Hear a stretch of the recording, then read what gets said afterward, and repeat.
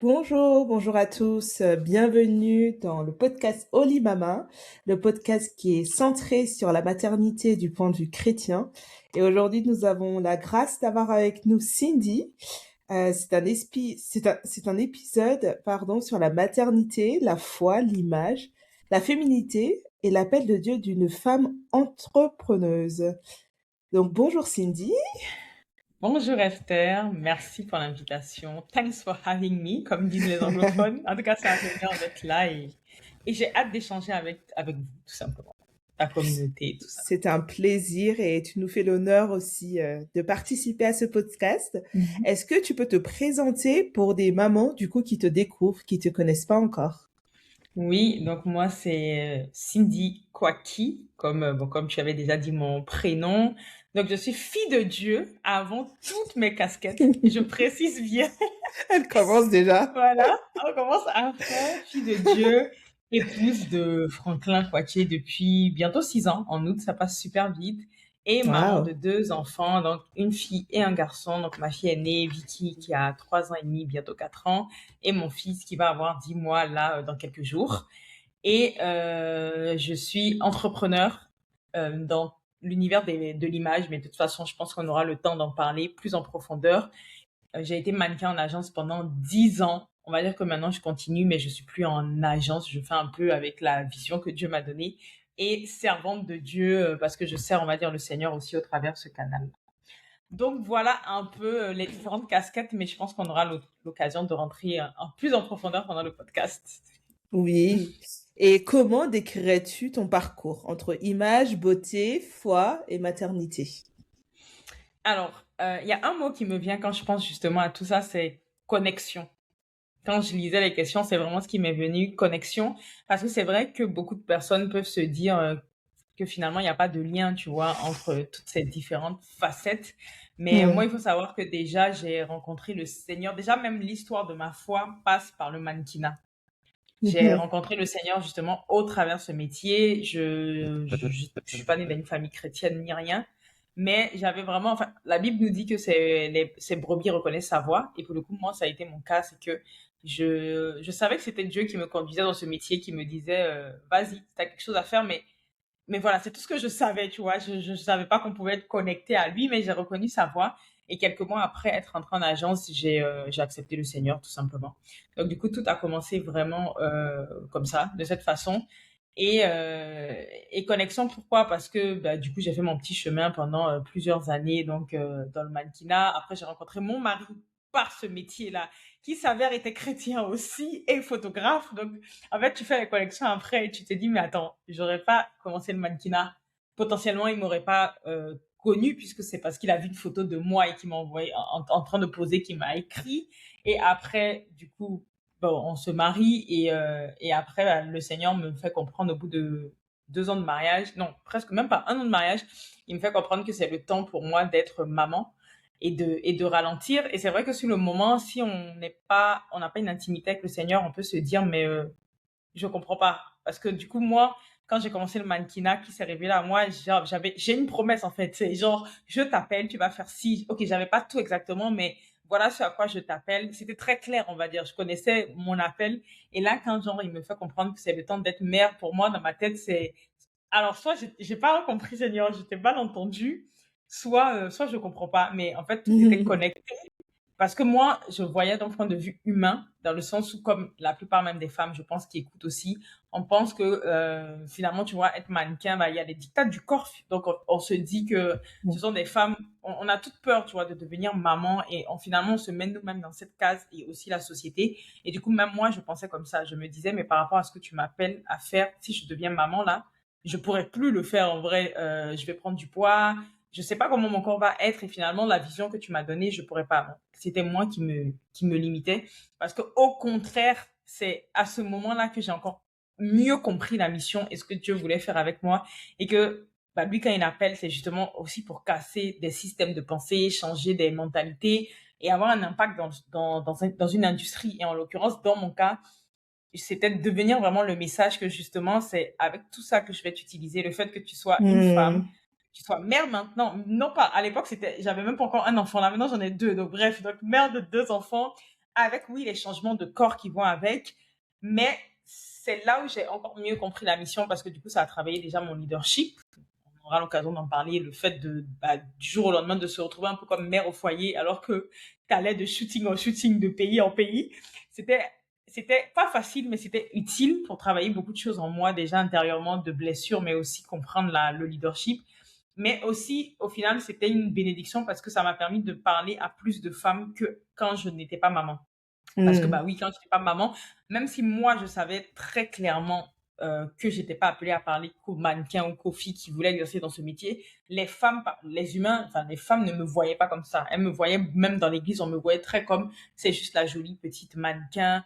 Voilà. On me laissait dans cette case-là, quand bien même ça se voyait que j'avais pas que ça à partager. Mais là, c'est devenu l'occasion de toucher beaucoup plus de femmes, on va dire, tu vois, parce que bah, Mm. elles se reconnaissaient autant dans la fille qui parle de beauté, autant dans la mère finalement qui est comme vous en fait, qui vit aussi Mm. des changements identitaires, son corps qui change. Et donc ça a ouvert, on va dire, un boulevard d'opportunités. Donc c'est Waouh. pour ça que je dis connexion, tu vois, que tout est connecté, Mm. même si moi je comprenais pas forcément. Mm. Et c'est merveilleux comment le Seigneur, du coup, t'a rencontré dans ton mannequinat, donc dans le fait que tu travaillais, etc. Et qu'est-ce que tu aimerais dire, du coup, dans ce domaine? Parce qu'en tant que chrétienne, parfois, on peut se dire, oh, le mannequinat, limite, c'est satanique, ça va pas, il y a trop de photos dénudées, etc. Mhm. Euh, alors, comment le Seigneur t'a mis en conviction qu'au-delà du mannequinat, c'est vraiment un appel qui est centré du coup sur l'image de la femme, sur la beauté de la femme et même au-delà sur l'identité interne de la femme. C'est ça. Donc, comment le Seigneur a vraiment construit ce cheminement avec toi dans ton domaine? Déjà, pour répondre à la première question, c'est vrai que tout le monde, enfin, et pour le coup, bon, j'aurai l'occasion d'en parler où je fais la petite pub là, c'était pas prévu, mais comme j'ai écrit un livre, je parle justement de tous ces clichés-là que j'ai pu avoir et tous les combats que j'ai eu dans l'église. Parce que, en plus, quand j'ai commencé, enfin, c'était en 2000, enfin, quand j'ai donné ma vie à Christ, c'était en 2016, 2018, on va dire que je suis passée par les eaux du baptême. Ça semble être genre hier, mais en quelques années, les choses ont vraiment Mm. évolué. Et honnêtement, dans l'église francophone, il y avait personne. Genre, vraiment, il n'y avait pas de mannequin chrétienne. J'en connaissais pas. En tout Ouais, cas, c'est dans le très monde, rare. voilà, c'est ça. Dans le monde anglophone, si. Mais Mm. chez nous, les francophones, j'en connaissais pas. Et du coup, moi, en plus, j'arrivais avec mes grosses convictions. Je venais de donner ma vie à Christ. En fait, moi, j'étais toute Zélé. zélée. Voilà, exactement. Zélée, toute sûre. Parce que pour le coup, oui, il y a des choses jusqu'à aujourd'hui. En plus, je m'étais pas trompée de ce que Dieu m'avait déjà. Il commençait à m'enseigner sur le corps, sur l'image. Mais je m'attendais pas à me prendre une vague de rejet et surtout une vague de clichés que j'étais même Jézabel, tu vois. C'est Oh l'esprit là de là, séduction. J'en rigole aujourd'hui, mais je rigolais pas sur le moment. Que c'est l'esprit de tu séduction, m'étonnes. que c'est l'esprit de séduction et consort. Mais en fait, déjà, ce que je voulais dire par rapport à ça, c'est que je comprends, j'entends les points de vue, enfin, je comprends ces idées reçues par rapport en plus à l'image du métier. Mais ce que des fois on doit comprendre en tant que chrétien, c'est que le diable n'a rien inventé. Il copie tout, il pervertit tout, et que Mhm. à la base, c'est Christ même qui a créé même toutes ces industries, en vrai. Je veux dire, c'est Christ qui est à la base de la beauté, de la féminité, de l'image de la femme. Et pour moi, déjà, Christ est ma fondation dans tout, en vrai. C'est-à-dire que, comme je te le disais, tu vois, il m'a rencontré dans ce métier. Donc, moi, contrairement à ce qu'on peut penser, j'ai jamais voulu être mannequin. Tu vois, il y a beaucoup de femmes, on pense, et c'est même la plupart des célébrités, des stars, des mannequins, dans le Mm. fond, celles qui sont allées très loin, la plupart, elles te disent qu'elles n'avaient pas envie. C'est juste qu'à un moment, c'est un appel, point, tu vois.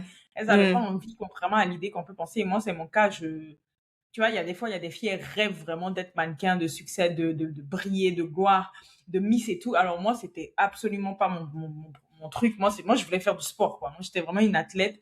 Donc, pour dire que déjà, c'était pas un désir. Donc, Dieu m'a Mm. vraiment rencontrée, tu vois, au travers de ça. Et comment j'ai compris que c'était au-delà du mannequinat, c'est que dans mon histoire personnelle, justement, c'est bizarre de dire ça comme ça, mais déjà, j'avais pas du tout d'assurance. Je me trouvais pas du tout jolie. J'avais pas confiance en moi. En fait, j'étais blessée. C'était les conséquences de blessures intérieures. Et justement, Mm. Dieu a utilisé, on va dire, l'image pour me réconcilier avec moi-même. Il a commencé à, bien sûr, il n'y a pas eu que ça, comme c'est par étapes, mais vraiment au début, comment il a fonctionné avec moi, c'était me réconcilier avec ma propre image. Et au début, je faisais ça, je faisais l'époque Skyblog. Je sais pas s'il y en a Mhm. ici qui connaissent. Voilà. Donc, Ça date. exactement, j'avais un blog et je faisais c'est comme ça que ça a commencé au début. Je faisais juste des Mhm. photos comme ça. Et de fil en, ça a mis du temps avant que je devienne mannequin. Il y a eu au moins 5 6 ans. Mais quand après tu te poses et tu regardes le film de ta vie, tu comprends qu'en fait, ok, tout ça n'était pas en vain. Mais voilà, donc j'ai fini par me faire repérer par une ambassadrice d'une grande marque pour les cheveux. Mais Mhm. vraiment dans ma tête, comme je te dis, au début, c'était plus j'aime bien faire des photos. Ça m'aide en fait à guérir, même si je savais pas que ça m'aidait à guérir parce que je savais même pas que j'étais blessée, mais ça m'a aidé à sortir de la timidité. Parce que justement, j'étais extrêmement timide et la timidité, on le sait, hein, la Bible dit clairement qu'on n'a pas reçu un esprit de timidité, mais de peur. Mais derrière la timidité, pour moi, c'était vraiment des blessures qui faisaient que, Mhm. d'enfance, que j'étais comme muette, je parlais pas. Et au début, c'est passé du coup par déjà me réconcilier avec ma beauté physique, accepter, parce qu'en plus, ce qui est paradoxal, c'est que depuis toute petite, on me trouvait jolie. Depuis toute petite, mes parents, on les arrêtait pour dire votre fille est belle, mais c'est là où je dis aux gens que l'estime de soi, ça n'a rien à voir avec l'apparence physique. C'est que des femmes peuvent être vraiment très belles. En Mhm. l'occurrence, c'est ce que les gens Et ne disaient pas de moi. savoir. Voilà, et Mhm. ne pas savoir. On peut te le dire Ouais. tout le temps, mais si tu ne le crois pas, Ouais. tu vas Mhm. pas briller. En fait, si tu le crois pas, tu vas pas être aller à la dimension que Dieu t'appelle, par exemple. Tu vas Mhm. pas dégager finalement ce parfum-là de bonne odeur et cette assurance. Et moi, c'était mon cas. Donc, c'est que Mhm. oui, tout le monde me le disait, mais j'y croyais pas. Donc, il fallait Mhm. à un moment que Dieu lui-même me réconcilie envers moi-même. Donc, c'est passé par ce métier-là où, à force de poser, en vrai, parce que je posais, mais au début, pour moi, c'était une thérapie. Et c'est ouf, mais comme je dis souvent, on est esprit, âme et corps. Et plus je posais, plus, en fait, je libérais les mots MAUX de mon corps. Ça peut sembler Mhm. bizarre comme ça, mais c'était vraiment une thérapie. Et de fil en aiguille, bah, j'ai commencé à être de plus en plus à l'aise, à l'aise, à l'aise. Et c'est comme ça qu'après, bah, je suis pas rentrée en agence tout de suite, hein, parce que si je serais jamais rentrée en agence vu les insécurités que j'avais, je suis rentrée en agence où ça allait déjà un peu mieux. C'était en 2015, mais il y avait encore un gros travail à faire, mais c'était déjà assez pour commencer. Et tu vois, donc là déjà, j'ai compris que, ok, il y a aussi ce message-là peut-être à faire comprendre. Là, c'est pour même le grand Mhm. public, c'est que tout le monde n'est pas appelé à être mannequin, mais tout le monde peut utiliser la photo pour guérir aussi. Les femmes peuvent apprendre à se faire belle et tout, pas pour séduire comme on pourrait croire, pas pour dire qu'on est Mhm. plus belle que les autres, mais c'est aussi une thérapie de prendre soin de soi, voilà, de se maquiller légèrement sans se dénaturer, de prendre soin de ses Mhm. cheveux et de se faire belle. C'est pas pour séduire, c'est pour honorer Dieu. En tant qu'enfant de Mhm. Dieu, pour moi aujourd'hui, c'est pour honorer Dieu. Mhm. Et, euh, et après aussi, ça c'est vraiment même pour toutes les femmes, mais dans l'industrie du mannequinat, quand je suis rentrée, je me suis rendu compte aussi que la plupart des mannequins on avait tout à peu près le même parcours, c'est-à-dire on est toutes des blessés en vrai.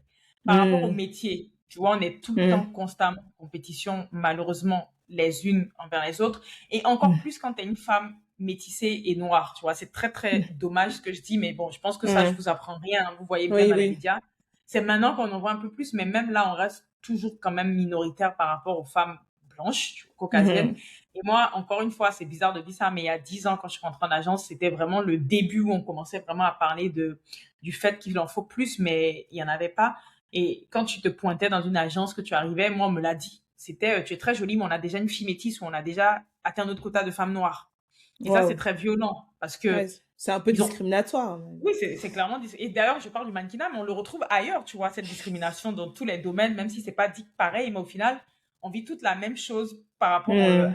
à notre apparence. Et le truc, c'est qu'on va jamais, on ne disait jamais ça à une femme blanche, alors que il y avait, un jour, j'ai fait le test, j'ai compté, il pouvait y avoir 100 femmes blanches avec certaines les mêmes profils, ça posait pas de problème. Mais nous, dès qu'il y avait une métisse ou une noire, il y en avait peut-être 4 5 c'est fini, on n'en prenait pas. Ouais, Est-ce le que ça quota est crée bloqué. Exactement. Mais ce que ça crée en toi, c'est que, au final, la plupart des filles dans le mannequinat ne s'aiment pas, surtout entre femmes noires et métisses. Il y a beaucoup de concurrence, mais parce qu'en fait, on te fait comprendre que c'est la mannequin. S'il y a une mannequin noire du moment, c'est elle, tu vois, qui doit cartonner. C'est toujours les mêmes têtes. Et du coup, Mhm. si toi, moi, j'ai fini par comprendre avec Dieu. Mais si tu n'es pas renouvelé et que justement tu es la mannequin qui est utilisée, tu vas tout faire Mhm. pour garder ta place. Donc, limite, Mhm. il y a plein qui ont mis les bâtons dans les roues de d'autres mannequins, tu vois. Ouais, Parce que, c'est un monde de requins. exactement, exactement, ça monte de requins. Donc, aujourd'hui, je suis contente parce que, de plus en plus, les mannequins en parlent. Moi, je Oui. faisais partie des premières, en tout cas en France, qui ouvraient la bouche. Et d'ailleurs, c'était Mhm. pas bien apprécié parce que il y avait vraiment cette image de sois belle, mais tais-toi. Et surtout, ça dérange quand tu dénonces les vraies choses. Donc, c'est aussi prendre le risque de ne pas être prise pour certains jobs, certains contrats parce que tu as dit la vérité, parce que tu parles, tu vois. Donc, il y a Mhm. beaucoup d'enjeux vraiment aussi spirituel. Moi, je sais que c'est spirituel, tu vois, même si à l'époque, je ne comprenais pas, que j'ai fini par comprendre que aussi, il y avait cette mission-là, c'est aider aussi même les femmes de cette industrie. Donc, c'est la femme globalement, mais à différentes dimensions l'identité. En fait, comprendre que tu n'es pas obligé d'être en compétition avec les autres et tu n'es pas obligé de rentrer dans ce système, même si ils font tout pour nous mettre en compétition. Tu as l'autorité et tu as le pouvoir de refuser ça. Et au final, c'est de les amener vers la conversion vers Christ, tu vois. Mais après ça, c'est C'est tout un sûr. processus. Mais de faire comprendre qu'avec Dieu, ne tremble pas, en fait. Il peut en avoir 4, 5, lui, c'est pas un problème et t'es pas obligé d'accepter cette compétition. S'il a décidé que c'est ta place et que tu dois briller, en fait, c'est pas l'aura de cette femme qui va t'en empêcher, tu vois, et de célébrer aussi l'autre. Oui, Donc, c'est c'est sûr. vraiment ça à peu près, quoi. Et selon toi, que dirais-tu, qu'est-ce que c'est une femme belle aux yeux de Dieu? Qu'est-ce que c'est une femme belle? Ah, mais c'est une très très bonne question parce que en plus pour le coup la réponse elle est dans la parole de Dieu hein. Mais je vais développer parce qu'en plus j'avais noté mais c'est vraiment pour moi en fait il faut comprendre qu'une belle femme aux yeux de Dieu ça peut être très cliché mais c'est vraiment celle qui craint l'Éternel. Je m'explique, tu vois le proverbe c'est le proverbe 31-30 où j'ai noté quand la Bible nous dit que la grâce est trompeuse et la beauté est vaine, la femme qui craint l'Éternel est celle qui sera louée. Et ce qu'on doit comprendre, et moi en tout cas c'est ce que j'ai compris dans mon processus et tout, c'est que la beauté aux yeux de Dieu n'a rien à voir avec celle des hommes, tu vois. C'est-à-dire les hommes, Oui, on a nos dictats, etc., etc. bien Je vais y sûr. venir pour le don de beauté, hein, je vais y venir. Mais vraiment, la Mm. beauté aux yeux de Dieu, c'est vraiment comme dans le Proverbe 31, c'est vraiment d'abord la femme qui déjà se réconcilie avec lui, donc tu as une intimité avec lui, avec Christ, qui Mhm. guérit de ses blessures intérieures et qui est dans Amen. l'obéissance. Et pourquoi je dis ça? Parce que, en fait, ma phrase pour celles qui me suivent ou celles qui vont me découvrir, moi, je dis toujours de l'intérieur vers l'extérieur. Parce qu'en vérité, une femme, finalement, qui, justement, est réconciliée avec Christ, qui guérit de ses blessures intérieures, donc, en fait, qui n'est pas insécure par rapport aux autres femmes, qui n'a pas des blessures d'enfance, etc., ça va se voir sur sa posture. Tu vois, même dans l'obéissance, ça va se voir. C'est-à-dire que Waouh. elle n'est pas obligée d'avoir un don de beauté. Ça, je vais y venir, je vais y parler aussi. Mais comme je le dis souvent, pour moi, une femme éclatante est beaucoup plus belle qu'une femme qui a un don de beauté. Parce qu'en fait, Mm. l'éclat, ça avale vraiment le don de beauté parce que toutes les femmes n'ont pas le don de beauté, le talent, on va dire, de beauté haute. Ça, c'est un fait, comme on en avait parlé en off. Il y a des femmes qui sont reconnues pour avoir une certaine beauté. C'est pour ça aussi qu'il y a des Mhm. concours de beauté, tu vois, où c'est pas tout le monde qui peut. C'est un fait, c'est une réalité. On ne nie pas ça, au même titre qu'il y en a qui savent chanter et d'autres pas du tout comme moi qui ne savent pas du tout chanter. T'inquiète, on est ensemble. On est ensemble, C'est ça t'inquiète. que je joue. Mais, donc, tu vois, au même titre, mais par contre, Mm. l'éclat, c'est accessible à toutes les femmes. C'est vraiment quelque chose, et Mm. c'est aussi quelque chose, une conviction que Dieu m'a donnée, et c'est aussi, ça fait partie aussi de ma mission et de mon ministère. C'est pour ça que dans ma communauté, j'appelle beaucoup les femmes d'éclat. Enfin, je dis pas les femmes de beauté, je dis vraiment des femmes d'éclat, parce que Mm. pour moi, on peut vraiment toutes être éclatantes. Et quand tu es éclatante, en fait, peu importe Mm. les traits que tu as, peu importe que tu n'as pas finalement la beauté qui correspondrait, on va dire, au standard. Mais on voit, en tout cas, moi, je le vois, et je suis sûre que toi aussi, on voit une femme qui est Mm. bien dans sa peau. Oui, Mm. c'est pas la fille, peut-être que tu vas te retourner sur elle, mais quand elle rentre dans une pièce, quand elle s'exprime, il y a Il une y a quelque certaine, chose. voilà, il y a quelque chose, il y a un charme, il y a une beauté. Et finalement, Dieu me disait que ça, c'est sa beauté à ses yeux. Maintenant, par Mm. rapport au talent de beauté, c'est un fait, c'est comme je dis, c'est un talent comme les autres. Et l'exemple le plus parlant dans la parole de Dieu, c'est Esther, tu vois. On va prendre l'exemple Mm. de Esther, donc la reine Esther, où on nous dit clairement, tu vois, qu'elle était belle. Et d'ailleurs, c'est pas la seule personne que la Bible précise qu'elle était belle. Et moi, je dis toujours que si Dieu prend le temps de préciser que David était beau de visage, Mm. Joseph était beau de visage, tu vois, on précise, Mhm. Abigail était C'est pas belle, par c'est pas en hasard. vain. Voilà, c'est pas par Mhm. hasard. Et franchement, pour Mm. Esther, c'est celle qui me parle le plus. Donc, j'ai vraiment analysé et j'ai compris que la beauté physique ouvre réellement des portes. C'est un fait, on va pas se mentir. Et ça, je pense que même dans la société, on va pas discuter. On a tous vécu ces expériences quand tu arrives à l'époque, quand j'étais dans le monde, le vieil homme, mais tu sais, quand tu vas en soirée, tu vois la différence quand tu es bien habillé, quand tu es belle, tu vois des faveurs c'est un fait. Et même dans le monde Mhm. professionnel, ça existe. Par contre, ce qui retient, c'est vraiment l'intérieur. Ça, c'est partout. Mm. C'est partout. Combien de fois j'ai entendu, surtout dans mon industrie, le mannequinat, ça parle. Même les grands noms, je vais pas citer, mais combien de fois les témoignages te reviennent où on te dit, elle est belle, mais qu'est-ce qu'elle est désagréable, qu'est-ce qu'elle est impolie, qu'est-ce qu'elle, tu vois, Mm. Et du coup, les gens veulent plus travailler. Mais il y a plein aussi qui vont me dire, mais cette fille, elle est belle, mais elle est pas, en fait, sa beauté, c'est rien à côté de son cœur. Elle a vraiment quelque chose. C'est ça que les gens retiennent. Et naturellement, ils veulent retravailler avec toi. Et le cas d'Esther est vraiment parlant parce que Esther, elle a quand même eu 12 mois de préparation avec d'autres filles qui étaient tout aussi belles qu'elle. Tu vois, on le dit pas, mais c'était en fait un concours de beauté. Il y avait des critères. Donc, elles étaient au même niveau, on va pas se mentir. Mais qu'est-ce qui a fait Hmm. qu'Esther s'est démarquée? C'est pas sa beauté au final, puisque le roi, il a Hmm. vu plein de filles. C'est Ouais. justement Peut-être même plus belle qu'Elster. exactement. Ouais. Mais Vachi était magnifique d'ailleurs. La Bible nous dit que Vachi était très très belle, tu vois. Hmm. Et au final, je veux pas enfin, quand j'ai Ouais. analysé, il y a des raisons qui étaient Ouais. injustes, mais dans le Hmm. fond, tu vois, elle s'est pas pliée malheureusement. Elle a pas fait preuve de sagesse, quand bien même elle Hmm. avait raison. Dans le fond, elle a pas fait preuve de sagesse et c'est comme ça qu'elle a été Elle a destituée. perdu sa passe. Mhm. Voilà, elle a perdu sa place là où Esther l'a gagnée. Mais là où Esther aurait pu faire comme elle, c'est que même quand il voulait exterminer tout le peuple, que non, elle a pas utilisé juste sa beauté. Elle s'est pas dit juste je suis belle. Non, elle a utilisé sa Hmm. beauté avec la sagesse. Tu vois, elle a quand même fait un jeûne de 3 jours. Elle a été Hmm. d'abord revêtue de l'esprit de l'intérieur et elle s'est présentée après devant le roi, mais en mettant ses vêtements royaux. En fait, le Seigneur me disait, regarde l'équilibre. Elle s'est pas dit, oh, je suis belle, je vais Hmm. juste aller me présenter devant le roi. Non, elle serait morte. Clairement, on Hmm. nous dit qu'il n'allait pas lui tendre.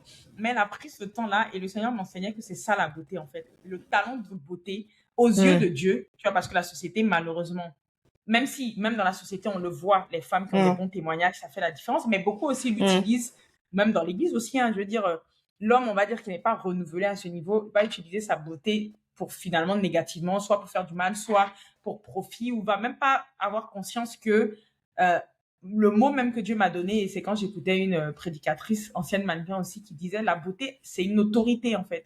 Ça a une Hmm. autorité dans le monde spirituel, mais qu'est-ce que tu fais de cette autorité en fait? Est-ce que tu l'utilises pour faire le mal? Est-ce que tu l'utilises finalement comme ça? Ou est-ce que tu l'utilises justement pour ouvrir les portes et pour élever les autres? Et c'est ça, moi Hmm. vraiment, c'est l'exemple d'Esther qui me parle le plus et c'est ce que j'essaie de faire, c'est que oui, j'ai conscience que j'ai un talent de beauté, mais je me dis pas je suis plus belle que les autres et juste voilà, regardez moi prier. Non, au contraire, je me dis bah Seigneur, si tu m'as donné cette beauté physique que voilà, qui varie quand même d'une personne à l'autre, mais dans l'ensemble, c'est ce qui revient. Utilise ça pour que je puisse aussi élever les autres en vrai, tu vois, élever Hmm. les autres et qu'au final, ce qu'on retient de moi, c'est pas tant ma beauté physique, parce que même Esther, au final, je retiens pas sa beauté physique, je retiens surtout Hmm. qu'elle est Son spirituelle, caractère, son ouais. caractère, voilà, toute sa stratégie. Et Hmm. ça revient au Proverbe 31 qui dit que la grâce est trompeuse et la beauté est vaine. La femme Oui. qui sera celle qui craint l'éternel. Et le Hmm. cas d'Esther, c'est vraiment ça. Au milieu de toutes ces femmes, c'est parce qu'elle craignait d'abord l'éternel, qu'elle était humble. Elle mangeait Hmm. avec le peuple, en fait. Et en même, parce qu'à la fin, jeune, Hmm. c'était quand même avec tout le peuple. C'est pas toutes les femmes de ce niveau qui se disent, je vais me rabaisser pour manger avec le peuple. Mais en même temps, elle savait s'adapter aussi à la haute sphère, tu vois. Donc, Hmm. c'est finalement, en fait, être humble par Oui, rapport à ça. une vraie femme de sagesse et Ah. d'exemple pour nous.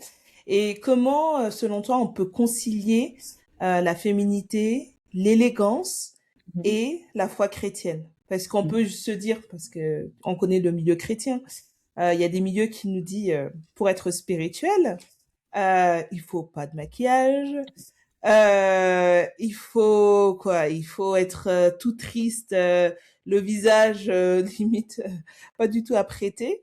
Et en fait, il y a cette pensée-là qui est véhiculée que ça montre l'humilité dans la foi chrétienne. Mais évidemment, c'est une erreur. Et comment toi, tu conseillerais aux jeunes femmes ou même aux femmes chrétiennes de concilier la féminité, l'élégance et la foi chrétienne? Déjà, pour tout concilier, je l'avais dit au début, mais je le redis parce que c'est vraiment important aussi de enregistrer que Dieu est le créateur de tous ces domaines. Déjà, c'est la base, tu vois. Comprendre, Hmm. parce que comme tu l'as dit dans certains courants religieux, moi j'appelle ça vraiment de la religion, donc certains courants du christianisme, il y a certaines branches là même limite, elles doivent même pas mettre de bijoux, elles doivent rien mettre, tu vois, elles doivent pas se maquiller, ça peut être très très mal vu, il y a tout et rien, mais c'est Hmm. vraiment d'être renouvelé, tu vois, dans la mentalité par rapport à ça et de vraiment comprendre que Dieu est le créateur de tous ces domaines, comme je dis, Dieu est le créateur de la femme déjà. Et Mhm. pour moi, toutes les femmes sont féminines. Hein. En vrai, on a toute cette part de grâce là justement en nous, mais parfois Mhm. c'est juste que certaines ne l'expriment pas, tu vois. Après, on va pas exprimer de la même façon parce qu'on est unique, tu vois. Il y a des femmes qui vont aimer se maquiller un peu plus, mais ça veut pas dire non plus que qu'elles s'aiment pas au naturel. Bien sûr, après faut doser, Il y en a qui préfèrent être plus sobres, etc. Enfin, Dieu nous a toutes créées uniques avec des goûts Mm. différents, mais on a toutes vraiment cette part de féminité et ça appartient au Seigneur. L'élégance aussi, le diable n'a rien créé. Et d'ailleurs, j'apprends rien, il suffit de lire Mm. les Évangiles, tu vois. Quand tu vois l'église primitive et que tu vois Lydie, par exemple, on nous parle que, tu vois, c'était une marchande. En fait, c'était du luxe, tu vois. Et c'était là que l'église se faisait dans Actes des Apôtres. Donc, je veux dire que c'est des choses qui existent déjà depuis la nuit des temps. Même quand tu lis l'Ancien Testament, la beauté est archi méga présente partout, même dans la construction Mhm. du temple.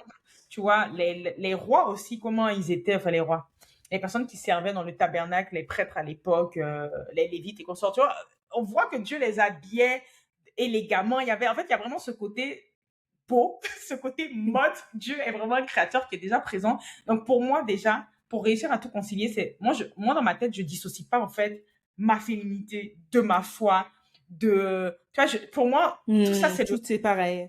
là, tout Tout est est pareil, en ensemble. fait. Voilà. Mhm. En fait, comme la Bible dit, faites toutes choses pour la gloire de Dieu, tu vois. Et donc, Amen. moi, dans ma tête, c'est juste, je fais tout pour la gloire de Dieu, mais du coup, faire tout pour la gloire de Dieu, c'est, OK, Seigneur, maintenant, enseigne-moi. Comme je disais, par exemple, effectivement, dans le milieu du mannequinat, il y a tout ce qui est exposition du corps et consort. C'est maintenant, sans même parler du corps, c'est-à-dire même tous les shoots que tu fais, il y a des choses, on va dire, qui peuvent ne pas glorifier Dieu. Moi, clairement, c'est avant, quand je faisais des shootings en agence, ou même là, je demande toujours les équipes. Tu vois, genre, est-ce que je peux avoir la liste des équipes, photographes, maquilleurs? Et en fait, c'est d'aller checker, va voir le travail qu'ils font. Tu as l'esprit de Dieu. Il y a des choses, tu vas même en image, ça va te parler. Tu vas sentir si tu as la Mm. paix ou pas. Demander finalement quel est le but du message, quelle est la vision derrière, etc. Et après, c'est une relation. Donc, le Saint-Esprit va te parler et tu vas savoir si ça, c'est possible. Quel est finalement ce que tu vas dégager derrière, tu vois? Et là, je parle du Mhm. mannequin, mais c'est pareil quand tu t'habilles. Tu vois, on a le Saint-Esprit en nous. Donc, le Saint-Esprit est capable de te mettre des convictions en particulier de un warning. Si par exemple, là, c'est pas assez classe, si c'est pas assez ceci, je dirais vraiment au quotidien, c'est tout simplement de faire de lui ta source et c'est lui vraiment moi qui m'aide à tout concilier et à savoir que le plus important, c'est de lui rendre gloire en toutes choses.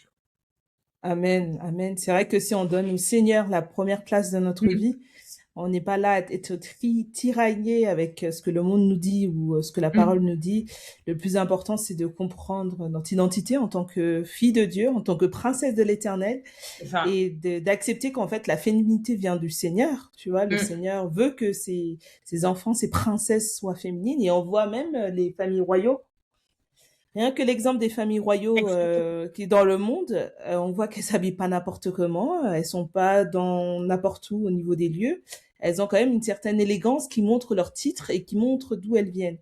Et ça, je pense que c'est important en tant que fille de Dieu de le comprendre, que nous aussi, on doit refléter le royaume du Seigneur et ne pas juste rester à des normes religieuses, mais à justement montrer, comme tu disais, l'intérieur, ce que le Seigneur a mis en nous, de le montrer au point de vue extérieur, C'est ça. parce que nous sommes une lettre écrite pour le monde, la parole est dit.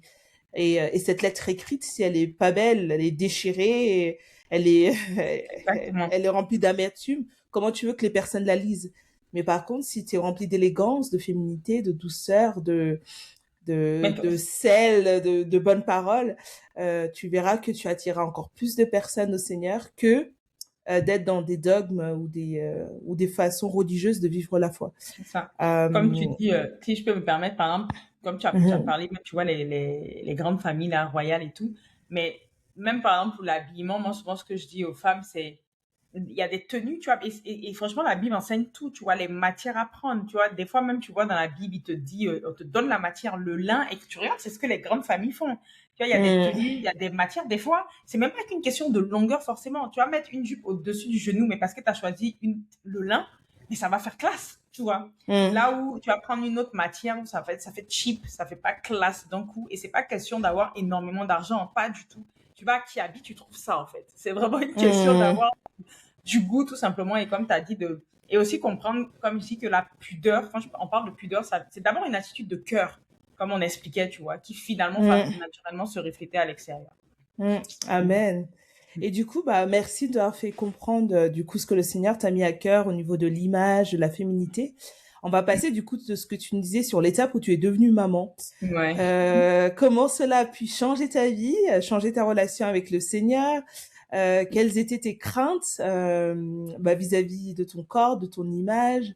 Est-ce que tu étais encore plus en feu pour le Seigneur ou au contraire, tu t'es dit: «Oh non, mais devenir maman, c'est la cata, quoi»? Non, franchement, donc j'étais toujours en feu pour le Seigneur. Après, bon, voilà, il y a eu plein de moments d'incompréhension. Mais oui, donc m'a fait comprendre que c'était le temps d'être maman. Et comme je disais, j'ai eu beaucoup de combats par rapport à mon métier, mais plus moi, il y a eu les deux, mais déjà, ça commençait à l'interne moi-même par rapport au changement du corps. En plus, quand tu n'as jamais été mère, en fait, tu sais pas, c'est l'inconnu. Tu sais pas Mmh, comment ton corps va réagir, tu sais rien en vrai. mmh. Donc, et je Tu pense sais que pas sans si tu même vas prendre 30 kilos, 40 kilos. exactement. Tu sais rien du tout. Et en plus, on est tellement unique, tu vois, on est unique. Donc, Ouais. je me suis quand même préparée. Mmh. Quand je dis je me suis préparée, c'est que Dieu m'avait prévenu avant que je tombe enceinte que j'allais entrer dans cette saison. Donc, j'ai quand même eu le temps de me préparer. Donc, pour moi, me préparer, c'était pratico-pratique, hein. Genre, j'écoutais des témoignages de femmes qui étaient passées par là, particulièrement aussi dans mon métier, puisque bon, on a une réalité qui est quand même différente entre guillemets, parce que nous, Bien c'est, sûr. toutes les femmes, on perd, mais nous, c'est, ton outil, c'est comme les sportifs, en fait, c'est l'outil de travail. Donc, une Mmh. grossesse, ça vient avec son lot il y a ça impacte vraiment plein de choses, quoi. Ça impacte aussi tes revenus et tout, parce que naturellement, bah, potentiellement, tu perds des contrats selon eux parce que tu prends du poids. Et donc, je me suis préparée en écoutant beaucoup de mannequins qui étaient passés par là. Donc, ça m'a aidé, mais c'est là où tu vois quand même qu'on est quand même unique. Parce que, bah oui, il y a certaines qui m'ont dit, moi, j'ai pris 8 kilos, moi, j'ai pris ça. Mais en fait, on est unique. On peut pas, Mmh. ça aide à savoir, mais je pense que le plus important, c'est de se dire que ton corps n'est pas celui de l'autre. Si je parle, par exemple, par rapport au changement du corps, et que si une a pris 10 kilos, toi, tu peux prendre que 5, comme tu peux prendre 20. Moi, finalement, j'ai pris pour Vicky 18 kilos. Moi, je prends énormément dans mes grossesses. Et pour mon fils, j'ai pris 24, je pense, tu vois. Donc, finalement, cette peur de grossir, bah, c'était ça ma plus grosse crainte. Ça peut paraître très superficiel, mais en vrai, ça l'est pas quand tu connais mon métier Mmh. et quand tu sais même les combats même au-delà de mon métier, toutes les femmes ont De toutes les femmes. voilà, toutes les femmes ont peur du changement et Mmh. c'est compréhensible. Et moi, c'était encore plus exacerbé, beaucoup plus gros par rapport au métier. Ça, c'était ma plus grosse peur avant de tomber enceinte. Mais en fait, le Seigneur m'a juste, bah, de toute façon, tu vas faire quoi? Rassurer que même si ça arrivait, en fait, j'étais sportif, moi. Enfin, je suis un sportif, mais j'ai fait du sport de haut niveau pendant 8 ans. Et c'est comme s'il me montrait que bah, tu sais, en fait, quoi faire pour perdre, entre guillemets. Tu sais quoi faire. C'est pas comme si t'es une fille. Et ça, c'est une vraie grâce. Et c'est aussi ça que j'enseigne aujourd'hui aux mamans. C'est qu'ils me disaient, en fait, pour le coup, je veux dire, ton corps a une mémoire, ne t'inquiète pas. Donc, il m'a beaucoup rassurée par rapport à ça, que le corps était aussi bien fait. Et après, quand je suis tombée enceinte, honnêtement, j'ai vécu franchement, très, très belle grossesse pour ma fille. J'ai pas eu vraiment de mots. Enfin, j'ai eu une semaine de nausées, mais c'est tout. J'ai pas eu de nausées ni rien. À part les dégoûts alimentaires, ça c'était horrible pour les deux, Mmh. autant mon fils que ma fille. Mais je veux dire, j'avais pas de symptômes vraiment. Tu sais, comme on a le cliché en fait des des femmes enceintes qui sont alitées, etc. Donc moi non, franchement, c'était une belle expérience maintenant la grossesse en elle-même. Mais on va dire que c'est quand ma fille est née qu'il y a eu tout ce travail intérieur, on va dire, que Dieu a fait en moi, ou qui a été le plus gros finalement, la plus grosse partie de ma guérison intérieure. On guérit toute Mmh. notre vie, mais là, ça a été vraiment le moment où il a vraiment travaillé en profondeur parce que justement, je m'identifiais beaucoup par rapport à mon métier. Parce que comme je Mmh. t'ai expliqué, Dieu m'a rencontré dans ce métier, j'avais pas du tout d'assurance envers de moi-même. Donc à un moment, je m'identifiais beaucoup plus, je m'identifiais mais je me rendais pas compte que comme Cindy la mannequin, tu vois. Mmh. Genre, c'était mon identité. Et Dieu a dû casser justement ça. Et je pense que c'était pas sa volonté que tout s'arrête du jour au lendemain. Parce que oui, quand j'ai annoncé que j'étais enceinte, j'ai plus de job du jour au lendemain, plus d'entrée d'argent ni rien. Mais je crois qu'il a permis ça aussi pour justement que je comprenne que je ne suis pas que mannequin. Et ça a Bien été sûr. vraiment la saison de ma vie où aujourd'hui, comme je dis, tout ce que je fais là aujourd'hui qu'on voit, mais Mmh. c'est passé par justement cette première maternité où j'ai vraiment compris que bah, déjà j'avais le droit de ne pas être actif, de ne rien faire et ça ne changeait pas mon Mmh. identité parce que tu sais souvent tu es et ça c'est au-delà du mannequinat, les femmes sont beaucoup dans la surproduction, Mmh. sursollicitation. Enfin les hommes même, on a envie d'être partout. Moi-même je le vois les célébrités, vous êtes tout le temps partout et en fait au final tu te poses jamais pour réfléchir Mmh. et pour Mmh. guérir en vrai, tu vois. Parce qu'en fait, il faut être partout, surtout dans ce métier. Plus tu es vu, Mmh. ça veut dire que tu es hype, tu vois. Donc, tu rentres dans ce Mmh. truc-là de poster sur les réseaux tout le temps, même quand tu n'as rien à dire. Bon, j'avais toujours des choses à dire, merci Seigneur, qui étaient pertinentes. Mais je veux dire que tu as peur même ok, si tu ne te partages plus, tu vas perdre Mmh. des abonnés et tout. Donc, Oh ça a là été là. du jour au lendemain, il m'a fait comprendre qu'en fait, Cindy, ton identité n'est pas dans ça. Et même si personne ne te Amen. voit, moi, en fait, je te vois. moi, dans le secret, tout ce que j'ai dit qui allait arriver dans ta vie par ce métier, et même au-delà de ce métier, va arriver en fait. Tu vois, je ne suis Mm. pas dans des affaires de parce que tu as fait ci, tu as fait ça. Donc, il m'a fait comprendre que les œuvres, c'est bien, mais voilà, ne sois pas une marque, quoi. Par moment, sois une Marie. Et là, franchement, Mm. j'ai une année où j'ai été une Marie, mais où j'ai été aussi une marque dans le service où c'était que pour ma famille. En fait, je savais mon Mm. mari, je savais ma fille.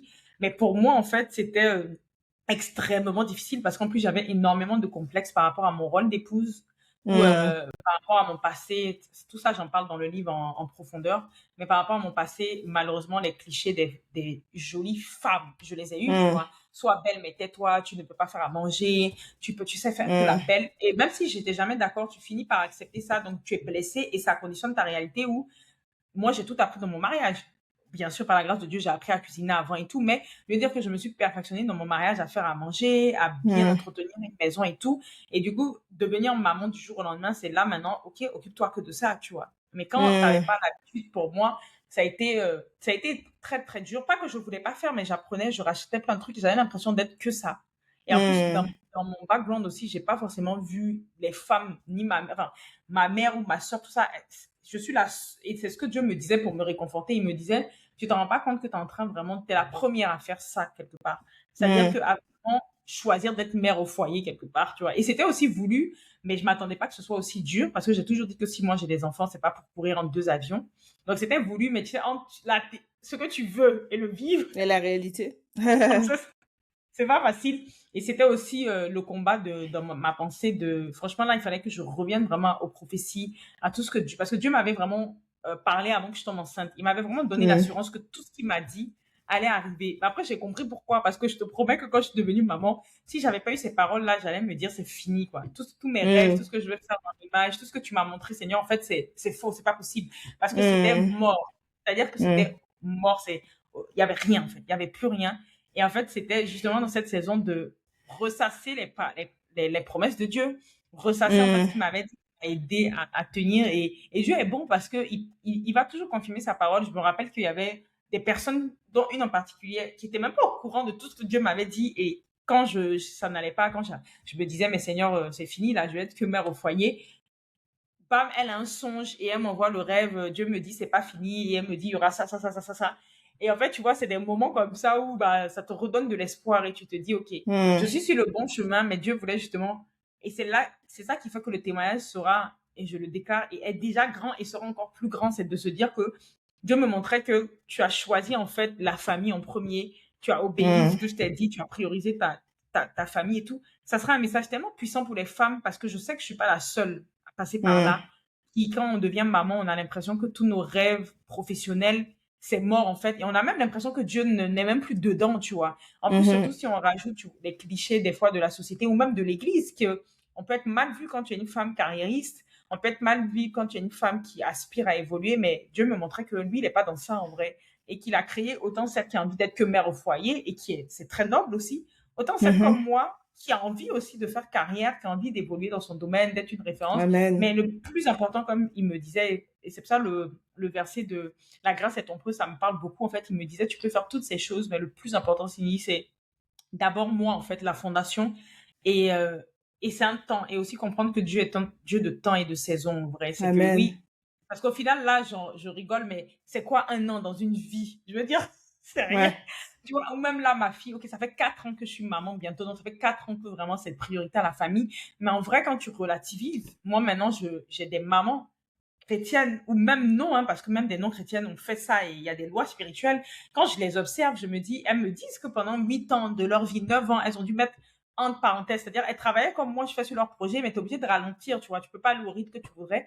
Mais en fait, quand je Mm. les vois maintenant, leurs enfants, quand c'est des ados, bah, elles mettent les bouchées doubles et elles relativisent, elles te font relativiser, elles te disent, mais oh oui, c'est vrai, la vie est courte, mais en même temps, c'est aussi enfin c'est court mais en même temps c'est long, tu vois. Qu'est-ce Mm. que c'est que 8 ans dans une vie? Elle me disait, qu'est-ce que c'est que 5 ans dans une vie si tu mets en Mm. parenthèse? Je sais pas. Mm. Tu Ah oui. relativises comme ça, tu comprends que bon, il y aura vraiment un temps où Dieu va permettre que tu mettes les bouchées doubles, comme je dis, et que tu sois vraiment plus focalisé. Alors, tout en t'occupant de ta famille, mais il y aura un temps, comme je dis, mes enfants seront un peu plus autonomes. Et c'est justement, Dieu m'a fait comprendre que ce que tu sèmes là, quand ils sont petits, c'est ça qui va Mm. t'aider à aller très vite demain, en fait, dans Amen. 3 ans, 4 ans, tu vois. C'est ça Mm. qui t'aider à pouvoir avancer. Donc, ne fais pas passer la charrue avant les bœufs. Et ce qui me Mm. rassurait, c'est que quand j'ai repris, j'avais quand même quelques shootings, quelques rares fois. Et quand j'ai repris, quand elle a eu 1 an, j'ai repris. C'était timide aussi parce que là, ma vision avait vraiment changé aussi. J'avais compris que, bah, finalement, ce que je voulais, que justement, en vrai, ça ne me correspond. Avant de tomber enceinte, je commençais à être oui, saoulée, désolée du terme, mais de la façon même dont le milieu fonctionne. Et en vrai, ça a été une bénédiction. Dieu m'a vraiment sorti de là parce que sans enfant, je ne serais pas sortie de là. Mais en fait, il m'a sorti de Mm. là pour me dire tout ce que tu ressens là, c'est vraiment Mm. moi.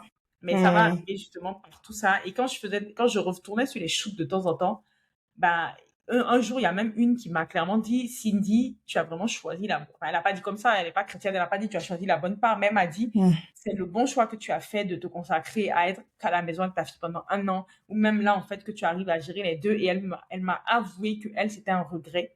Elle avait la cinquantaine, hein. Et elle me disait, moi, mes enfants sont grands et tout, et tu vois, j'ai jamais fait ça. Et aujourd'hui, c'est un Mm. regret parce que je peux pas dire que j'ai passé vraiment ce temps-là. Et en fait, elle me disait que même si ça, c'est dur, enfin, elle s'en doute que c'est dur, bah, c'est quelque chose qu'au final, je vais jamais regretter. Et que quand je Mm. serai plus âgée, je pourrais dire merci. Même si ça a été dur sur le moment, j'aurais pas de regrets. Waouh. Oh Tout là ça. là. Il y avait tellement de choses à vouloir partager par rapport à ce que tu disais. Mais premièrement, je me souviens de ta première partie, tu parlais du coup du changement qu'on peut avoir quand on devient maman au niveau du corps. C'était par exemple au niveau de la prise de poids. Mm. Et je voulais aussi partager que c'est vrai qu'on a des craintes au préalable au niveau de la prise de poids et il faut faire attention que ce soit pas des normes sociétales qui nous poussent à avoir ces craintes-là. C'est Mhm. vrai que ton corps change. Mhm. On dit que même le cerveau d'une femme Mhm. change lorsqu'elle devient maman. Il y a tout qui change, mais il faut, comment dire, naviguer avec cette vague-là. Il faut accepter la situation et il faut accepter que c'est qu'une saison.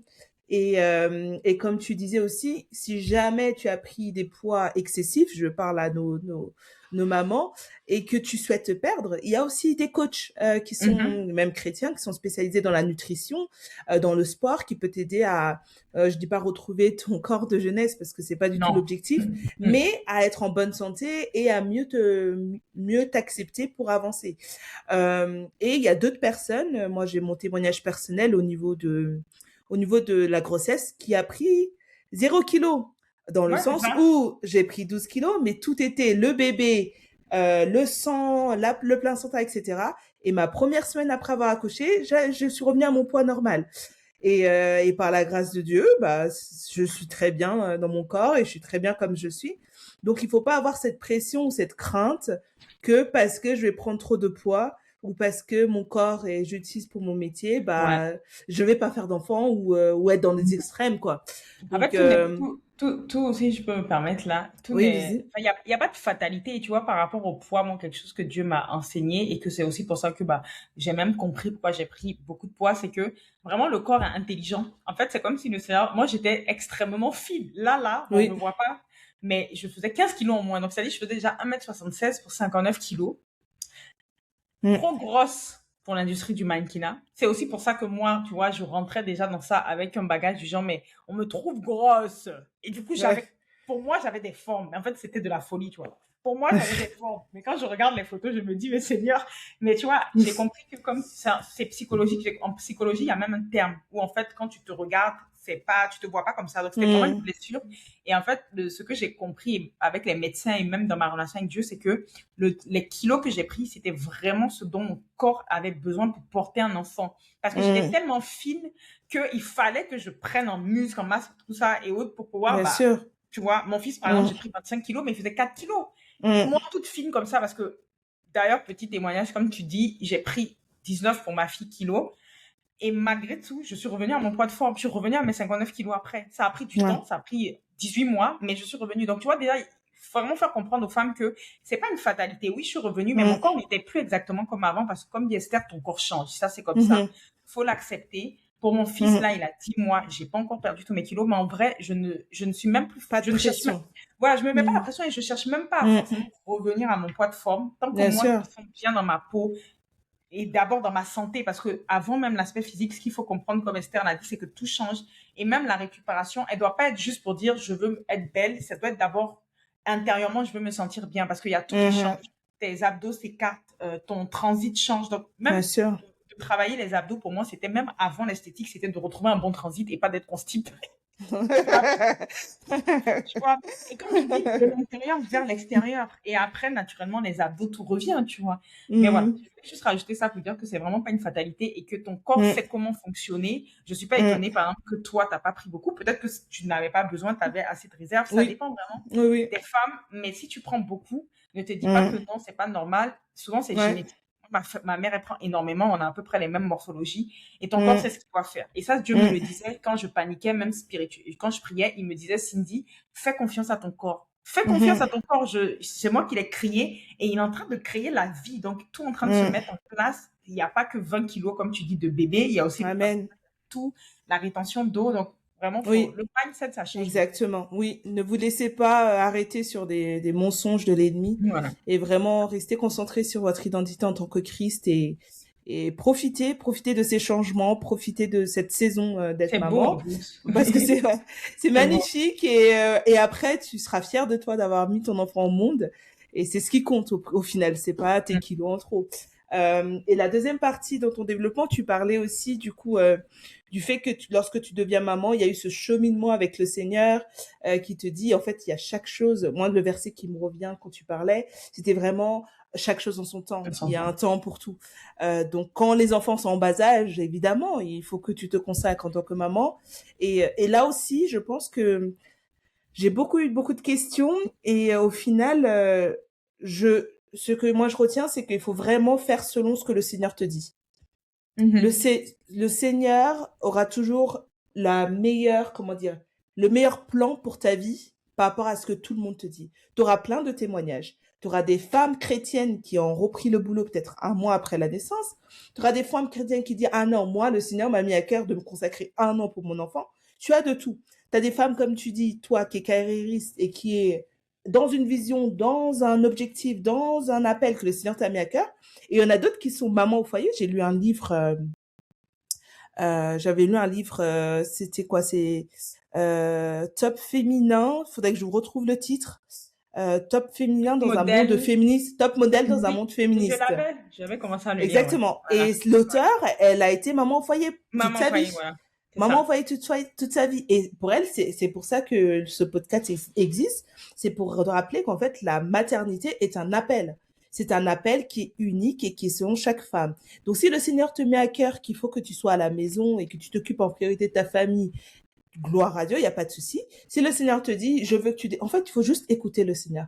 Écouter le Seigneur, écouter le Saint-Esprit et ne pas se mettre cette pression d'être dans des normes, d'être dans des cases, mais tout Mhm. simplement écouter ce que le Seigneur a pour nous. Et je trouve que c'est important de le souligner parce qu'aujourd'hui, comment je me sens en paix, c'était avec cette réponse-là. C'est de ne pas chercher à être trop dans ce que je faisais auparavant, de ne pas chercher à vouloir avoir la vie parfaite que j'aurais espéré, etc. Mais non, juste accepter la saison que le Seigneur t'a Ne mis, pas se comparer aussi. ne pas se comparer aussi aux autres mamans qui évoluent, qui Exactement. sont des big boss, qui ont déjà leur entreprise, qui, je te dis, après un mois d'accouchement, elles ont déjà repris l'entreprise, elles sont en fire. Toi, Le corps, tout est t'es là en bon. mode, le bébé ne dort pas, tu te réveilles, t'as à peine le temps d'apprêter ou quoi que ce soit parce que t'es KO. Chaque femme est différente, chaque vie est différente. Il faut juste embraser et accepter celle que le Seigneur a pour nous et le vivre avec amour, avec foi. Là, la priorité, c'est votre enfant, c'est les enfants pour un temps.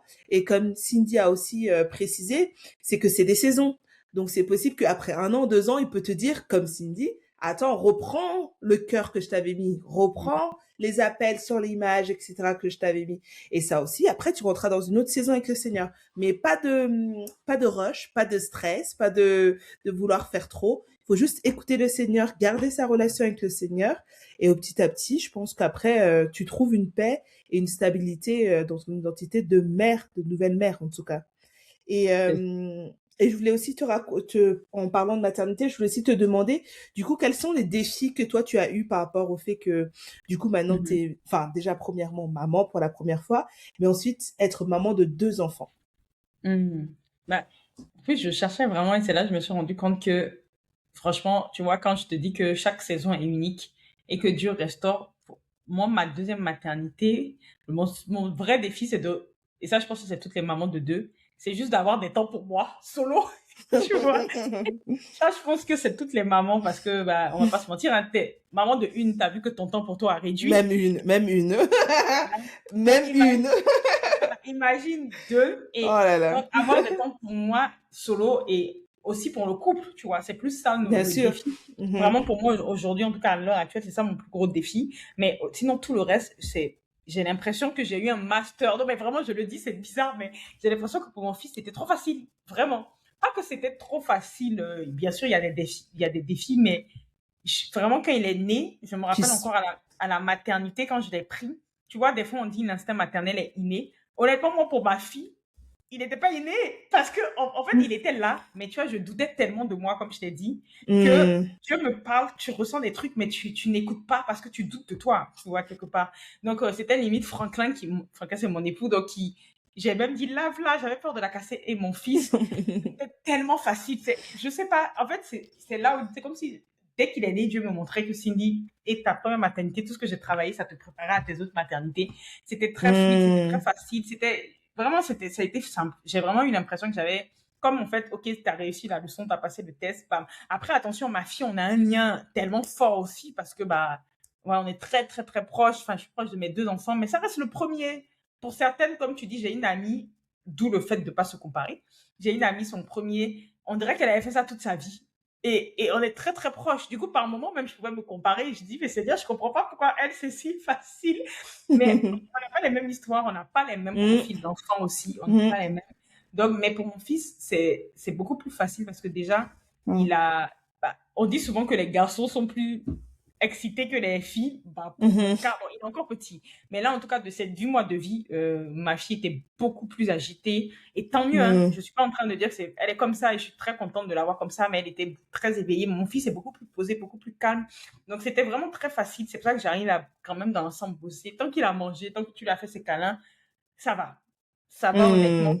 Pour moi, le vrai défi aujourd'hui, c'est vraiment plus d'avoir des temps pour moi seule et aussi pour mon mari Hmm. parce que, bah, surtout en plus, encore une fois, on n'a pas les mêmes vies et moi, j'ai pas Hmm. forcément beaucoup d'aide. On va dire, j'ai pas beaucoup. Déjà, ma mère ne vit pas ici, elle vit en Côte d'Ivoire. J'ai mon père qui est là, qui est à Paris. C'est le seul membre de la famille. Mais on m'a dit, mon père, il n'est pas jeune. Il a plus de 70 ans et lui-même, il a encore Hmm. des enfants en bas âge. Donc, il n'a pas la patience où je peux dire que je vais laisser, par exemple, mes enfants dormir là-bas. Il est fatigué. Donc, aller, des fois, Hmm. les après me dit, OK, donc, tu vois, quand t'as pas vraiment de De relais, relais. Mhm. exactement. Et puis aussi, on va pas se mentir, tout ce que j'ai vécu, comme je dis, entre quand j'ai eu, en fait, ma vie a vraiment changé entre quand j'ai eu ma fille et là, mais à tous les niveaux, même financièrement, il y a eu on s'est retrouvé avec un salaire. Donc, il y a aussi cette Hmm. réalité financière que on ne parle pas beaucoup, mais que le couple fait face à ce genre de réalité. Je parle de moi, Hmm. ma maternité, mais mon mari aussi. La paternité, on Hmm. n'en parle pas assez, mais eux aussi, ça les Hmm. chamboule. C'est juste qu'ils le vivent différemment. Donc, Mhm. tout ça, en fait, on va dire que c'est ça qui a été notre plus gros challenge, c'est déjà d'avoir moins de finances. Donc, ça impacte aussi apprendre à faire différemment, apprendre à, bah, du coup, continuer à avoir des moments de qualité où moi, perso, j'aimais, par exemple, aller au resto. Là, c'est pas possible d'aller tout le temps. Donc, Mhm. c'est juste le plus dur, c'est et ça, je pense que tous les couples passent par là, mais c'est de continuer, en fait, à se choisir déjà en tant que couple, continuer, en fait, à entretenir aussi la flamme au-delà du fait on n'est pas que parents, on va dire, ne pas s'oublier en tant que couple. Et ça demande à être, déjà, ça demande d'être intentionnel. Pour moi, ça demande d'être intentionnel, même quand tu n'es pas parent. Mais je pense que Mhm. tu es d'accord avec moi que quand tu es parent, ça te demande d'être Encore encore. plus Voilà. intentionnel. Tu Franchement, parce que doubles, tu doubles. voilà. Surtout pour nous, les mamans, tu vois, où Ouais. on va pas se mentir, quand on a eu notre enfant, en tout cas, moi, pour ma part, tu as l'impression que ton enfant te comble tellement que des fois, moi, ça a été mon cas, hein, tu as tendance à pas délaisser le mari, mais tu fais plus attention forcément à ses besoins. Et ça, c'est quelque Hmm. chose aussi que j'ai compris même en psychologie. Hein, c'est prouvé que Mhm. quand une maman a son enfant, en fait, les premières semaines, les premiers mois, en fait, tu as tout l'amour. Enfin, autant c'est hyper éprouvant, autant, en tout cas pour ma part, ça a été une vague tellement d'amour que des fois, finalement, toi, tu es comblé. Tu te sens Hmm. comblé au niveau amoureux, émotionnel, mais des fois, le mari, non, tu vois. Donc, c'est vraiment aussi d'apprendre à bah, faire attention, tu vois, mais bien sûr en discutant avec lui. Hein, voilà, Bien tu viens sûr. d'avoir un enfant, donc il faut qu'il soit patient également. Mais Hmm. c'est vraiment ça, on va dire, mais ça, je pense que c'est le challenge de tous les couples. Mm. de réussir en fait à continuer d'être en couple et pas juste des colocs, pas juste on travaille pour les enfants, voilà, les routines, etc. Et puis comme je dis, pour moi, vraiment réussir à avoir des moments solo. Mais je suis intentionnelle, aujourd'hui, je les crée ces moments. Mais c'est là où tu vois que chaque saison, les filles, c'est important de profiter. Moi, quand je vois mes copines célibataires qui rêvent de se marier, et je peux comprendre aussi, mais je leur dis, les filles, profitez. Profitez, je comprends, priez, vous avez le Mm. droit, je comprends, mais honnêtement, profiter, ou celles qui n'ont pas encore d'enfants Amen. aussi, je leur dis profiter aussi parce que Mm. si Dieu n'a pas permis tout de suite là, profitez. La vie, elle change Elle souvent. change. Elle change, C'est notre saison. Mm. même si je comprends quand une femme veut son enfant, elle le voit partout, là. Moi, c'était pareil. Mais vraiment, après, tu comprends que, ouais, faut profiter parce que ça change. Donc, c'est plus ça. Mais aujourd'hui, comme je dis, j'en fais une priorité. Et Mm. je savoure beaucoup plus mes moments. Du coup, je réalise que le peu de moments que j'ai, je les savoure vraiment. Je profite vraiment là où avant, quand j'avais pas d'enfant, bah, tu t'en rends pas compte de la richesse que c'est, on va dire. Mm. Et j'ai une question pour toi. Est-ce que tu as des conseils ou des Mhm. tips pour ne pas s'oublier en tant que couple à l'approche, enfin lorsqu'on a des enfants, quoi. Lorsqu'on Mhm. tombe enceinte, lorsqu'on a des enfants. Mhm. Est-ce que tu as des choses que tu as mis en place qui a permis que tu restes unie avec ton mari et que tu l'honores comme il se doit? Est-ce que tu as des choses que tu peux partager aux mamans chrétiennes? Je dirais que pour nous, bah, ça va être encore, vous allez dire, redire, redire, mais c'est vrai que pour nous, en tout cas, ça a quand même aidé. C'est vraiment, et souvent on n'y pense pas, hein, c'est peut-être pour ça que les gens le redisent, c'est vraiment de communiquer. Mais comme je dis de communiquer, c'est, Mm. même ce que, en tant que femme, des fois, on a des chamboulements, on a des changements et tout, mais on pense que il doit deviner, tu vois. Et pareil Mm. pour eux, en fait. Eux aussi, ils se disent, parce que même mon mari, c'est pareil, c'est dans les deux sens pour lui, c'est je devais deviner aussi que bah ça l'avait chamboulé et qu'il vivait ça. Et moi, je partais aussi de ce postulat que bah tu dois deviner en fait que mes besoins ont changé, que j'ai besoin que tu m'aides par exemple plus à la maison ou autre, ou que on a besoin de se retrouver plus, ou lui pareil. Mais non, en fait, le Seigneur nous a fait comprendre, mais en fait, les gars, il faut parler. Il faut vous Mm. asseoir et vous dire.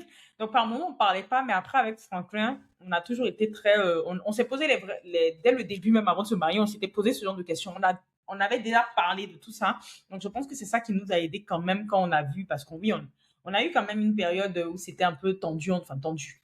Voilà, la transition est Oui, pas simple, ça le impacte aussi le couple. postpartum. Voilà, Oui. exactement. Où ça créait quelques discordes, mais c'est vraiment de discuter, en fait, d'échanger. Et nous, on n'a pas hésité à se faire aider. Et ça, je le dis parce qu'en fait, à un moment, je sais que ça peut être très tabou dans l'église. On n'était pas au bord du divorce du tout, mais vraiment pas. Même les personnes qui nous ont accompagnés nous le disent. En fait, vous êtes un couple sain. C'est clairement ce Mm. qu'on nous dit. Mais c'est encore, en fait, quand j'ai compris qu'on était un couple sain, je me suis dit, mais c'est là où tu comprends qu'il y a des gens qui se séparent en étant sains. Juste Mm. parce qu'ils n'ont Par peut-être pas, erreur. par erreur, parce qu'ils ont peut-être pas communiqué et parce qu'en fait, Mm. ils ont pas compris le besoin de l'autre. Et c'est là où je me suis dit, mais je comprends pourquoi tout le monde se sépare. Parce que, en fait, quand tu es dans le moment avec les émotions, ça te paraît être une montagne, tu vois. Mhm. Et donc, je dirais aussi, justement, avoir, du coup, bien sûr, ne racontez pas à n'importe qui. On le sait que, voilà, il faut Bien sûr. préserver son couple. Mais quand Mhm. même, des vis-à-vis des personnes de confiance, Dieu va vous les montrer. Des fois, même, vous les connaissez. C'est pas obligé d'avoir 10 personnes. Des fois, même, c'est une ou deux personnes de confiance. Parce que quand vous allez en parler, mais les personnes, en fait, en face auront aussi un regard différent de la situation. Et des fois, en fait, moi, Mhm. combien de fois, ben, on m'a fait, allez, redescendre, il me dit, c'est pas si grave que ça, tu vois. Mhm. Redescendre cool et voilà, et ne pas hésiter aussi à aller vers des professionnels. Comme je dis, nous, on s'est Mhm. fait aider à aller vers des professionnels, des thérapeutes chrétiens, il y en a aujourd'hui aussi. Euh, même, on est dans le cadre chrétien, non, je reste chrétien, mais je veux dire que même des fois, des non-chrétiens peuvent vous aider par rapport aux techniques, en tout cas, de comment le cerveau change. Après, vous avez la parole de Dieu, mais vraiment, allez essayer de vous faire aider si vraiment vous voyez que, par exemple, c'est très compliqué, vous n'arrivez pas à communiquer pour comprendre finalement certains mécanismes. Et après, dans le pratico, donc tous les jours, comme j'ai dit, même si c'est difficile, tu vois, dans une saison, quand tu viens d'être parent, c'est difficile de se retrouver à deux, mais c'est même une fois par semaine, tu vois, se dire que, allez, je sais pas, moi, vous choisissez le jour que vous voulez, vendredi, samedi, même si c'est 1 heure, ben, Mhm. on essaie de se faire 7 heures ensemble. Nous, là, aujourd'hui, dans notre saison, en général, c'est pas le soir, parce qu'on sait que le soir, t'as la routine du soir, machin. Honnêtement, après ça, on est KO tous les deux. Mais par contre, ça va Mm, être quand notre fille est à l'école, par exemple, on va même, mais c'est rien de ouf, hein, mais juste manger ensemble à midi, tu vois. Au lieu que mm. chacun soit sur son ordi en train de travailler, manger ensemble à midi, bah, t'as reconnecté, même si c'est 30 minutes, vous avez parlé, ou des fois, il va faire à manger pendant que je travaille, mais du coup, il est dans la pièce. Mais en fait, des fois, on a l'impression que c'est des trucs de ouf qu'il faut, mais c'est Alors que les petites choses voilà, peuvent des petites aussi choses changer les pour choses. pouvoir reconnecter, quoi. Et est-ce que tu aurais aussi le temps passe, hein, ça va super vite. Ouais. Mais est-ce que tu aurais des conseils également pour les mamans, les mamans chrétiennes, de ne pas s'oublier dans le côté postpartum? Ça, je Mhm. trouve, parce que ça peut être légitime, hein, parce que tu es épuisé, ton corps est fatigué, tu as les hormones qui descendent. Il y a certaines personnes, malheureusement, qui passent par la dépression. Nous, on Mhm. rejette ça par le nom de Jésus-Christ. Même en crise, même en action. Mais même en crise, malheureusement, ça peut à nous affecter. Mais quels sont les conseils, du coup, que les mamans peuvent mettre en place, pratico, pour les aider au niveau postpartum et surtout à ne pas s'oublier lorsque tu deviens mère? Donc vraiment, plus physique, l'entretien du corps physique ou globalement? Globalement, ça peut être aussi spirituel, parce qu'on a vu Ok, que le ok, spirituel impacte après sur l'extérieur, totalement. surtout. Alors, c'est vrai qu'il y a beaucoup de femmes qui s'oublient, mais moi, je dirais même de voir l'entretien du corps dans la mesure du possible, parce que clairement, quand on passe partout, moi, j'avais pas le temps de me maquiller, j'avais pas le temps de faire trop de grandes préparations, mais ça a été ça peut être thérapeutique de justement avoir ces temps-là, même si c'est 5 minutes dans la douche devient le moment de qualité, mais Alors réellement. là, oui. On est d'accord. Moi, Ah c'était ouais. limite 6 minutes là, ça devient le moment de qualité. Mais comme je dis, en fait, des fois, il suffit pas de. En fait, c'est des petites choses. Commencer avec les petites choses en vrai. Et je Mm, dirais vraiment de peut-être changer le regard quand on poste partout sur justement l'entretien de son corps et tout. Là, je commence d'abord par le corps. C'est vrai que c'est pas évident, mais vraiment de le voir comme finalement une thérapie. Moi, en tout cas, je parle en plus pour expérience. Parce que tout le monde me disait, mais Cindy, toi, tu viens d'être maman, mais quand tu sors et tout, enfin, un minimum, tu vois, j'étais pas sur mon 31, mais tu arrives à être élégant, tu arrives encore à prendre soin. Et mm, pour moi, c'est ce qui m'a sauvée, entre mm, autres, tu vois, par rapport à tout ce que Dieu travaillait, le postpartum, c'était que si je me laissais aller, je pense que vraiment, j'aurais fait une dépression postpartum. Mais le simple fait d'avoir ce moment-là, juste prendre une douche, pas se maquiller forcément, hein, mettre une crème. Même là, je me maquille pas la journée, mais même juste mettre une crème, juste attacher les cheveux, c'était assez pour me sentir bien. Et c'est même prouvé aussi, encore une fois, en psychologie, c'est que il y a beaucoup de mamans en postpartum qui passent, c'est pas un jugement du tout, hein, mais il y a beaucoup de mamans qui passent, par exemple, leur journée en pyjama. Parce qu'elles mhm, savent, en fait, on va pas se mentir, on fait que le bébé et tout. C'est pas que c'est mauvais en soi, mais la différence, c'est prouvé que quand une femme se lève le matin et que, par exemple, elle se douche ou même elle fait une toilette, elle s'habille. Mais quand je dis elle s'habille, tu mets un jean et un t-shirt, hein, c'est tout, hein. mm, Elle attache ses cheveux et tout, bah, elle va mieux vivre sa journée que si tu restes en pyjama. Et ça, je parle même pas de postpartum, hein. C'est même mm, les entrepreneurs, ils te le disent et moi, je le vois, tu vois. C'est le simple fait de te lever parce que des fois, même quand tu es entrepreneur, tu es à la maison toute la journée, donc tu es tenté des fois de juste rester en pyjama. Mais moi, c'est mm, quelque chose que je ne fais jamais parce que je vois la différence par le simple fait, en fait, de si je m'habille, pas sur mon 31, mais juste mettre un jean, un t-shirt, bah, comme là, mm. en plus, quand je Ou suis une à la jolie maison, robe. une jolie robe aussi. Mm, Si t'as envie, il y a mm, des choses que j'ai envie. Fais-toi plaisir, mais juste ne t'oublie pas. Et rien que de faire ça, je te promets que ça va changer quelque chose sur ton poste partout. Moi, j'ai vu la différence. Et il y a mm, même une maman qui avait témoigné de ça sur les réseaux. Elle a dit elle a eu 2 enfants rapprochés. Le premier, elle restait en pyjama et elle a dit franchement, ces journées, elle broyait limite du noir. Et elle a dit le deuxième, elle a pris autorité et ça va aussi, ça va mm, m'envoyer à mon deuxième point. Ça revient aussi de prendre autorité sur ses pensées, de prier. C'est mm, pas si facile que ça, mais de ne pas non plus négliger, parce que des fois, quand on fait une dépression post-partum, c'est pas anodin. Enfin, en vrai, les sources sont toujours plus. Mais qu'est-ce que tu fais, Vicky? C'est ma fille. On a une petite invitée en plus qui nous rejoint. Tu dis quoi? Ok, va prendre ta couverture. Dépêche-toi. C'est Bon, aussi tu la peux. réalité d'être maman. C'est ça la réalité. Ah oui. Mais je crois que tu dormais depuis. C'est d'avoir les enfants qui s'incrustent dans nos podcasts. Ferme la porte, s'il te plaît. La petite princesse. Bref. Merci, Vicky. Elle m'a fait perdre le fil. Ouais, je disais que oui, le deuxième point, c'est aussi, voilà, de toujours continuer. Alors, quand je dis être intime avec le Seigneur, je ne vous demande pas de vous lever à 4 heures du matin alors que ton enfant n'a pas fait sa Oui, nuit. oui. Voilà. Parce Pas, que parfois, t'as pas la force, tout simplement. tu peux pas. Quand tu étais jeune, célibataire, où tu étais là, oui, allez, 4 heures le matin avec le Seigneur, louange, etc. Mais quand tu as un enfant, tu as dormi peut-être 30 minutes la nuit.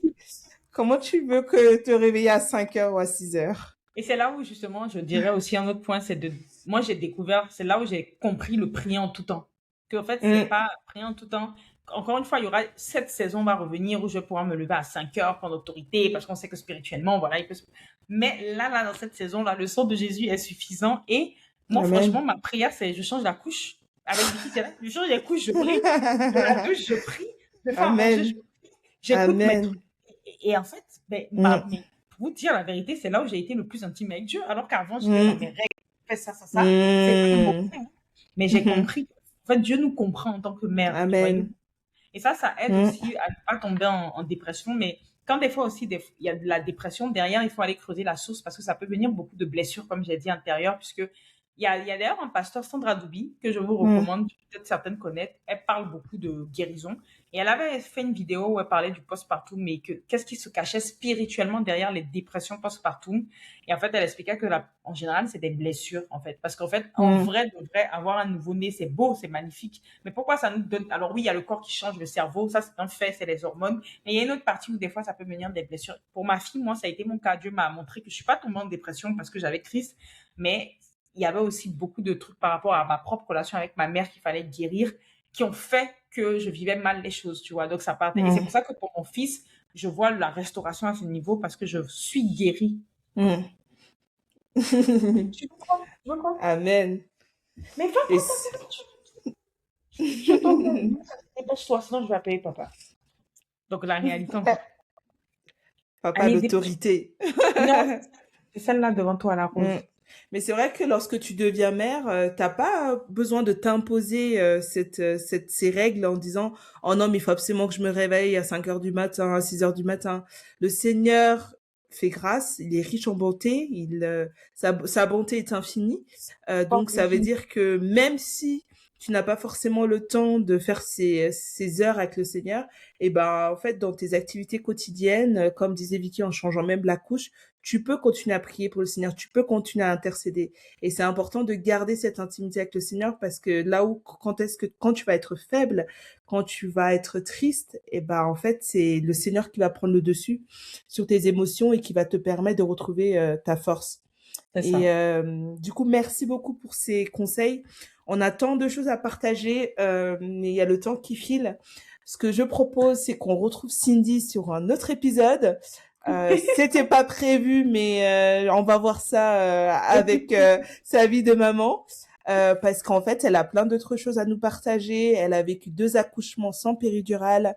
Et moi, c'est un point qui me touche beaucoup au niveau de l'accouchement physiologique. Et je veux pas blaquer ça en 10 minutes. Je trouve que c'est pas très sage. Je pense que le Seigneur, c'est aussi un domaine où Satan combat beaucoup de mamans. Et je pense qu'il faut prendre le temps de leur expliquer ce qui est possible, ce qui n'est pas, etc., ce qui est biblique, ce qui n'est pas. Et du coup, je pense que on va poursuivre ces épisodes.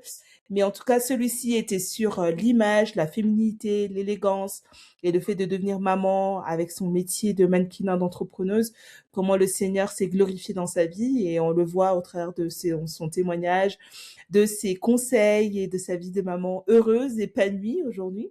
Même si on ne dit pas que c'est facile, hein, c'est pas le C'est message parce qui est véhiculé, mais par la grâce de Dieu, avec Dieu, tout est possible. clairement. Donc, merci beaucoup, Cindy. Est-ce que tu as un mot d'encouragement pour la fin au niveau Mm. du coup, ce sujet qui était sur l'image, l'identité, l'élégance féminine des Yes. mères chrétiennes? Mm. Bah, j'avais, bon, je pense que ça va englober un peu tout, mais vraiment la pensée que j'avais, c'était, bah, déjà, c'était d'abord que bah, Dieu est votre roc, hein, j'ai envie de dire ça. Mais vraiment, en fait, c'est vrai que ça peut paraître répétitif, on l'entend tout le temps, mais la Bible, hein, c'est même pas moi qui le dis, hein, la Bible dit que celui qui bâtit sur le roc, la tempête, tout vient, mais ça reste Hmm. solide, et celui ou Amen. celle qui bâtit sur le sable, ça secoue, et c'est très beau la maternité, c'est très beau avoir un enfant, mais ça peut être vécu comme une tempête qui vient chambouler plein de choses. On va pas se Mhm. mentir, comme j'ai dit, bah moi par exemple ce que j'ai vécu, les finances éprouvées, plein de choses. Mais quand tu as bâti vraiment sur Christ, et c'est tellement solide que au contraire, au travers de cette tempête-là, tu éclos. C'est pour ça que j'ai écrit un livre aussi qui s'appelle Floraison intérieure, et c'est justement, j'avais déjà la vision de ce livre avant d'être maman, mais c'est quand je suis Mhm. devenue maman et quand ma fille a eu 1 an que Dieu m'a dit c'est le temps de l'écrire. Parce que justement, en fait, la maternité a permis de maturer certaines choses et Amen. d'être lancée. Et ça m'envoie aussi au deuxième conseil. Ce que je veux vraiment dire, c'est que la maternité, c'est pas l'abandon de vos rêves, de nos rêves. Je vois trop et beaucoup dans l'église aussi parce que je trouve qu'il y a beaucoup d'extrêmes de mamans qui s'oublient en fait. De mamans Mhm. qui finalement, et c'est aussi influencé par les messages qu'on entend, hein, de mamans qui pensent que parce qu'elles sont devenues mamans, elles sont nées que pour être mères. C'est-à-dire Dieu les a créées que pour être mères. Oui, ça fait Mhm. partie de notre vie, comme on a dit, l'auteur de cette dame-là qui a écrit ce livre, ou même Mhm. Susanna Wesley qui est très connue, elles étaient mères au foyer, donc ça Mhm. faisait vraiment partie aussi de leur appel. Mais si tu as des rêves vraiment que Dieu a mis dans ton cœur au-delà de la maternité, que la Amen. maternité ne va pas te stopper. Au contraire, j'ai envie de te Mhm. dire, on C'est n'entend un pas booster. souvent. Voilà, c'est un booster et c'est le Mhm. début même de ton accomplissement. C'est le début de Amen. c'est même pas la fin, c'est une autre Amen. vision. Tu vas tellement développer de leadership Mhm. et moi, j'en parle vraiment, je suis le fruit et c'est que le début. Je sais que vous allez encore entendre parler de moi. Donc voilà, en fait, juste pour dire que tu n'es pas que mère, c'est une partie de Mhm. ton identité, mais tu es multiple. Et c'est souvent le piège quand tu deviens maman, surtout avec tous ces chamboulements, c'est de te définir qu'à ça. Et je te Mhm. dirais de prendre le temps quand tu viens, parce que moi, quand je suis devenue maman de ma fille, j'avais tellement d'idées autour de la maternité. Je voulais tout faire, proposer des solutions, mais c'est comme si le Seigneur a permis il m'a dit, attends, attends, attends, laisse le temps passer, parce que quand tu es nouvelle maman, tu vois ça partout. Et plus tard, tu vas voir comment tu vas pouvoir contribuer, mais sans t'enfermer que dans cette case maternité. Et je lui dis merci, Mhm. en fait. Parce que je vois tellement Wow. de mamans qui s'oublient et qui, du coup, me Mhm. disent, oui, mais j'en ai marre d'être que maman, j'ai plein de projets, mais j'ai partagé qu'autour de ça, donc voilà comment faire. Donc, Mhm. voilà, c'est un peu ça vraiment pour moi, mon cœur. Et ce que je contribue aussi aux femmes, c'est de comprendre qu'elles sont pas que ça. En tout cas, celles qui ont d'autres aspirations. Et même Mhm. celles qui sont appelées qu'à être mères, en fait. Je dis, tu peux être Mhm. mère, mais Dieu peut aussi t'utiliser pour enseigner les prochaines Mhm. mères. Donc, c'est aussi un business. Donc, c'est même pour Mhm. ça, en fait, tu développes quelque chose, tu vois. Donc, voilà. Amen. Amen. Et vraiment que ne vous oubliez pas et restez focus sur ce que le Seigneur vous a mis à cœur et de tous les dons, les talents qu'il a mis en vous, c'est pas par hasard, c'est pour un objectif. Et soyez encouragés dans ce domaine. Alors Cindy, où est-ce qu'on peut te retrouver? Donc tu as Hmm, dit qu'il y a ton livre qui est sorti, La floraison c'est ça. intérieure. Donc ça, je pense qu'on peut le retrouver sur Amazon ou dans les librairies Ouais, chrétiennes. librairie chrétienne, la CLC, Floraison. D'accord. Amazon aussi, je crois que c'est rattaché plus à leur, c'est plus eux qui gèrent, mais sinon, toutes les CLC, en tout cas, Floraison intérieure, une âme à restaurer, je t'enverrai au pire si tu mets dans la bio et autres, tu pourras écrire, ou tout D'accord. simplement sur Instagram, vous tapez Cindy Waki, le nom de l'épisode, et de toute façon, vous allez voir mon livre même qui est épinglé. Donc, il est dispo aussi sur mon site, et c'est surtout sur Instagram que, on va dire, j'ai un site internet, mais sur mon Instagram, vous allez cliquer sur le lien, il y a mon site avec toutes mes actualités. J'ai aussi YouTube, c'est vrai que là, en ce moment, je n'alimente pas, mais pour tous, comme là, on a beaucoup parlé d'images, je t'enverrai aussi le lien parce que j'ai ma chaîne qui s'appelle Image Unique. C'est vraiment là où je parle de tous les métiers d'image, la féminité qu'on sort. Donc, je pense que ça peut aussi aider beaucoup par rapport à cet épisode. Amen. Amen, super. Bah, merci beaucoup pour toutes ces ressources et comme on a dit, on dit à très vite à Cindy et on espère la Merci. revoir. Merci à Yes. vous de nous avoir suivis. À la Merci prochaine. à vous. Bye bye. Bye bye, au revoir. Je savais que ça allait être long.